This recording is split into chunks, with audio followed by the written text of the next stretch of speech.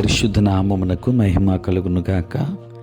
క్రీస్తునందు ప్రియ దేవుని బిడ్డలారా, ప్రభు అయిన యేసు క్రీస్తు పరిశుద్ధ నామంలో మీ అందరికీ ఈ ఉదయకాల శుభములు తెలియచేయచ్చు ఉన్నాను. ఈ దినమంతయు మీకు మీ కుటుంబానికి దీవెనకరముగాను ఆశీర్వాదకరముగాను దేవుడు అనుగ్రహించాలని మీ కొరకై ప్రార్థిస్తూ ఉన్నాను. నేటి దినం కొరకు ఏర్పాటు చేయబడిన దేవుని వాక్యము కొరింథీయులకు రాసిన మొదటి పత్రిక 13వ అధ్యాయం 4వ వచనం.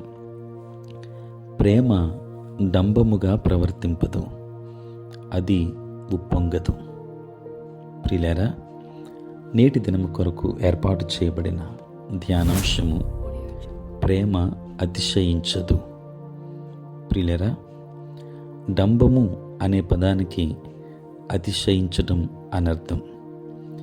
ప్రేమ అతిశయించదు లేక గర్వించదు అని న్యూ ఇంటర్నేషనల్ వెర్షన్ ఆంగ్ల బైబిల్ తర్జుమా చేసింది. ఇంకో మాటలో చెప్పాలి అంటే, దేవుని ప్రేమతో నిండిన వారు తాము ఇతరుల కంటే తాము శ్రేష్ఠులమని భావించరు. ప్రియులారా, ఒకసారి కొంతమంది క్రైస్తవ ప్రముఖులు వేదిక మీద ఉన్నారు. తాము ఇతరుల కంటే శ్రేష్ఠులమని అందులో కొందరు భావించారు. వారిలో ఈ రీతిగా భావించిన వారు చక్కని రూమ్స్, చక్కని కార్లను, చక్కని కానుకలను డిమాండ్ చేస్తూ వచ్చారు. వారిలో ఉన్న భావం, నేనెవరో నీకు తెలియదా అని చెప్పారు. నా పొజిషన్ ఏంటో నీకు తెలియదా అంటూ మాట్లాడసాగారు. ప్రియులారా, అది దేవుని ప్రేమకున్న లక్షణం కాదు. మరోవైపు ఆలోచన చేస్తే, లోకంలో, క్రైస్తవ లోకంలోనూ పేరుగాంచిన ఒక ప్రముఖుడు ఒకసారి ఆయన తన హృదయములో ఉన్న దేవుని ప్రేమను చూపాడు.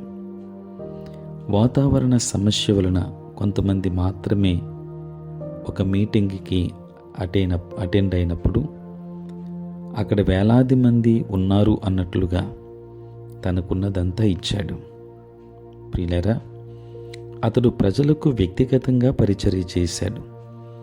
చక్కగా ఉన్నవారికి మాత్రమే కాకుండా బాగా గాయపడిన వారికి కూడా పరిచర్య చేశాడు. అతడు నిజమైన దీనత్వాన్ని చూపాడు. ఇది అతని హృదయంలో దేవుడు చేసిన కార్యం గురించి విస్తారముగా చెబుతుంది. ప్రియులారా, దీనత్వములో వ్యక్తీకరించబడిన దేవుని ప్రేమకు అతి గొప్ప ఉదాహరణ వాస్తవానికి మన యేసుక్రీస్తు ప్రభువే. ఆయన రాజులకు రాజు, ప్రభువులకు ప్రభు అయినా ఆయన అల్పులలో మరింత అల్పులతో నిత్యము సంబంధాన్ని కలిగి ఉన్నాడు.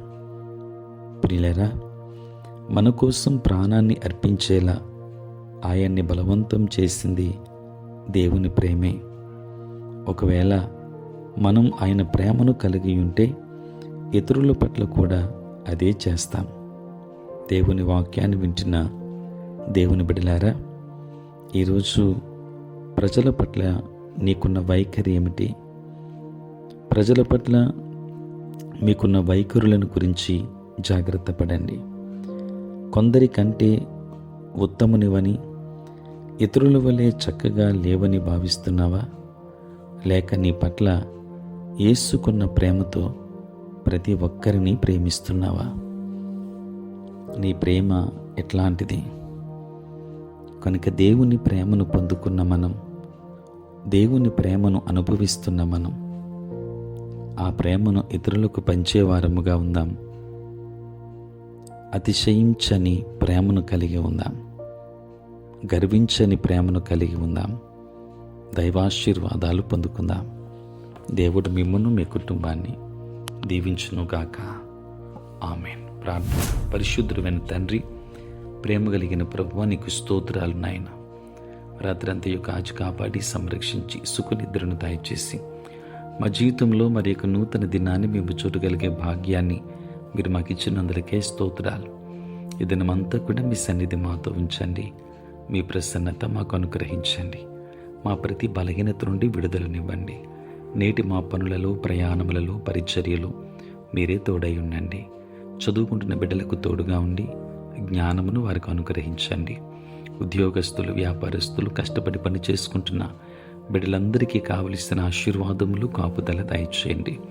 అనుదినము ఈ ప్రాతకాలపు ధ్యానములలో ఏకీభవిస్తున్న ప్రతి బిడ్డను ఆశీర్వదించండి. పుట్టినరోజు, పెళ్లి రోజు జరుపుకొనుచున్న బిడ్డలను దీవించి నూతన ఆశీర్వాదాలు మెండుగా వారికి దయచేయమని, మీరే తోడై ఉండమని ఈ దిన దీవెనలతో నింపండి.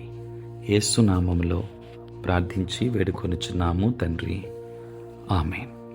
తండ్రి, కుమార, పరిశుద్ధాత్మ త్రియేక దేవుని దీవెన సదా మీకును మీ కుటుంబానికి తోడై ఉండును గాక. ఆమేన్.